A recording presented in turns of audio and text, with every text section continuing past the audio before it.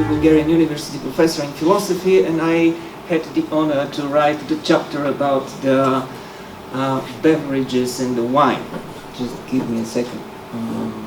Writing about alcohol for the handbook intended for secondary school students, presumably at the age under 18. This text is about 25 pages long, and here I will try to present both some of the main ideas that was presented there and the structure of the text. I'm not going to be able to give you all of the information that is there, of course, but I would like to say a few important words about the main concept. Drinking beyond necessity is a conference-like heading. It's not going to be the same way in the handbook. It doesn't sound very good for a handbook.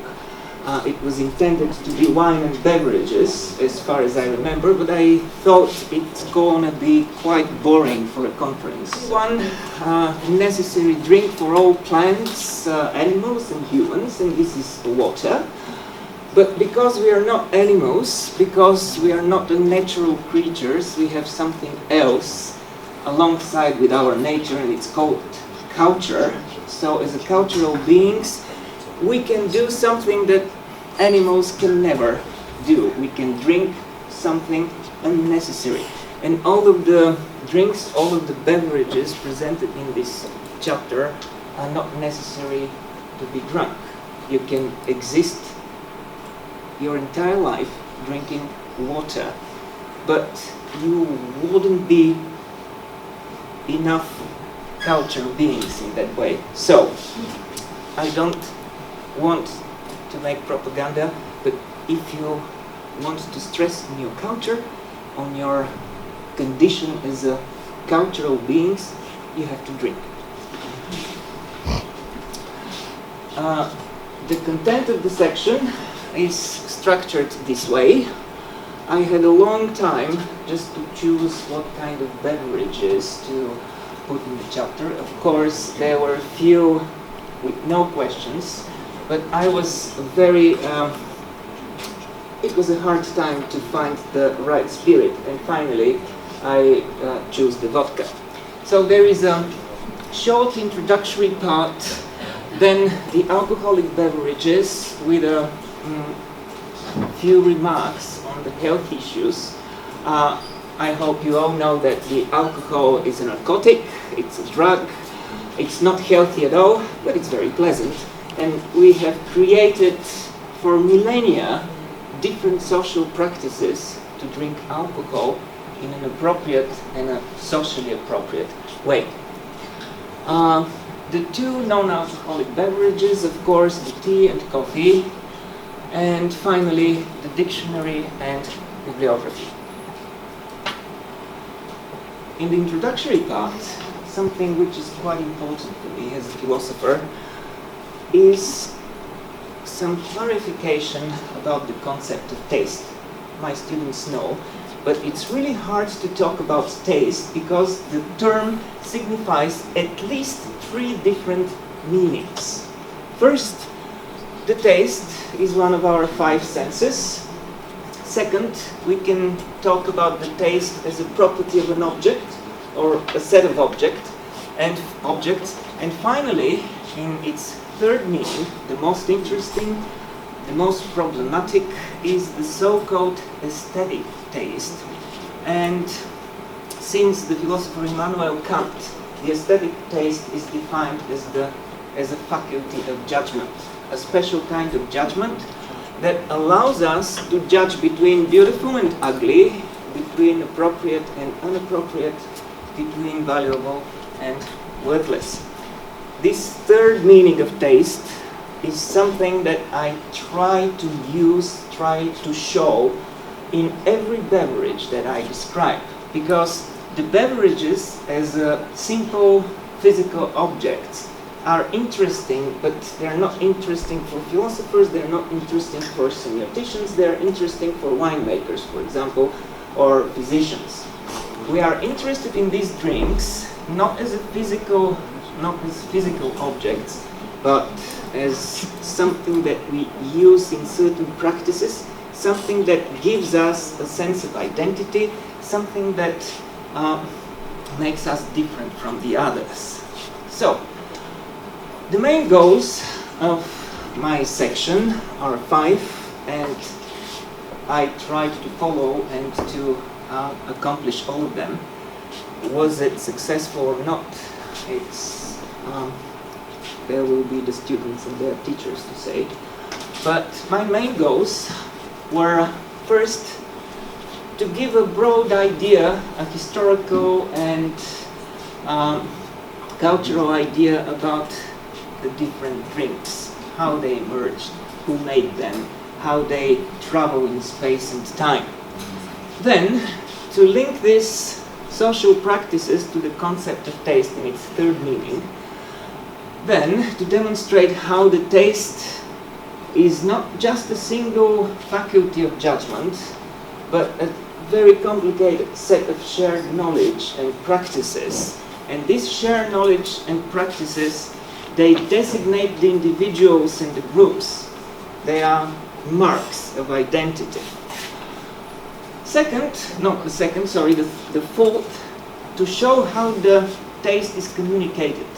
And there are various ways: wars, diplomacy, trade, media, art, education.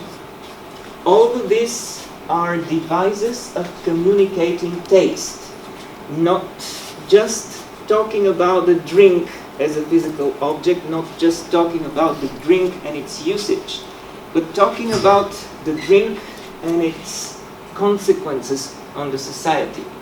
And the last one, but not at least important, I tried to put all of this in a suitable form so that the students would be able to read it without falling asleep. Any chapter has a structure that is uniform throughout the text. The structure resembles the goals. So for every drink you can find information about the nature and its history, about its symbolic representations, the social context and usage, the relation between the drink and the taste in its third meaning, and of course a focus that is a sample, which is an example of this relation. It's probably the most contextual drink ever. It is impossible to drink to evaluate or to develop a taste towards wine without a prior context. It's like a foreign language, for example. It's like an art form. I usually, sometimes, not very often, have conversation with my students. Some of my students say, I don't like German, I don't like French, it doesn't sound right. And I ask them, do you speak German? And usually the answer is no. Some other people talk about opera like that. I don't like opera. Do you know anything about opera? No. It is exactly the same story with the wine. Wine and beer are the oldest unnecessary drink in human civilization. They were created at the time the humans settled and at the time they invented agriculture. So, in able to have a taste about the wine, we need a very, very special context. Without it, it's impossible to have a rational attitude towards it. So, the picture you see is not actually a picture from an alien planet. It's the process of fermentation took in the Barossa Valley in Australia. I think the wine variety is Shiraz. It's just for your information. The main highlights in the wine chapter, of course, I give some information about the history of wine, the connection of the wine with religious practices, with some very, very important and popular symbolic representations of wine in different times and different periods, You have wine as a sign of fertility, the wine as a symbol of blood of Christ. But I have to say, there were 3 gross inaccuracies at the very beginning that you say. And I'm saying, I'm using your case just as a general thing, because nobody's going to tell you, so I have to take this thing. And I urge everybody not to make the same mistakes. First, you said humans are not animals. False. Scientifically false. It's a religious notion. It's like saying that the heart is flat. So we can do religion or we can do science in an academic place. I suggest we do science. Second, you said that animals have no culture. False. That's known for 1.5 centuries, and it's been spoken by the likes of Darwin, Nobel Prizes like Carl von Frisch and Nicholas Tinbergen, etc., etc. So that's false as well. Third, that animals drink only water and don't enjoy other drinks. False. They get drunk. Anybody who has been observing pets or just wildlife know that this is not true. And not only, they also been watched not just drinking available drinks, but also making the juice themselves from like fermented fruit so that they can get the alcohol as well. So, but I have good news for you. You actually don't need to say these things at the beginning of your presentation or at the beginning of your chapter. It's just a rhetorical thing that it's scientifically false, and I think you can use any other rhetorical trick that is scientifically accurate. But the presentation was excellent, and I thank you very much for that. I do not agree. I'm sorry. We are not going to start this, of course. This is a huge debate, but... No, it's not. Okay. It is. It's just for superstitions. It is. Well, of course we are animals, but there is something distinct between animals and us. So we are not just animals, we are something not more, but different, extra the animal part of us, and it is called culture. That's false. I'm sorry, it's false. It's false. Okay. You're putting your opinion against Nobel Prizes, against one of the greatest minds unfortunately, it's in not my history personal of opinion. humankind. I can support it. That's not very humble. Okay, Please. thank you. Thank you very much. Just Any other let's use questions? science. Yes, Let's yes. use science. Is there a feminist now to make the other right? I'm not going into that. Sorry.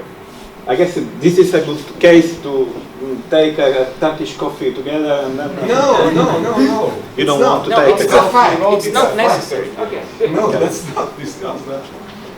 Any other question? We speak about the culture of taste, not the culture of food or beverage, and so the idea of distinction is important. It's the basic idea. I remember a scene of a famous film, Babette's Fest, when one of the sisters says, "Is this wine?" And Babette answered, "No. Is this Clos Vougeot 1959?" Just wine. So our problem of taste is Clos Vougeot, not wine. The taste is the passage from the hyperonymous wine to the hyponymous Clos Vougeot. For us, of course, not for semiotician or social sciences, but for our manual or our handbook, is to focus the taste, not the problem of wine. This is a sociological problem. It's very important, of course. That's another problem. Aesthetic taste as shared knowledge is useful, I think, also for the students.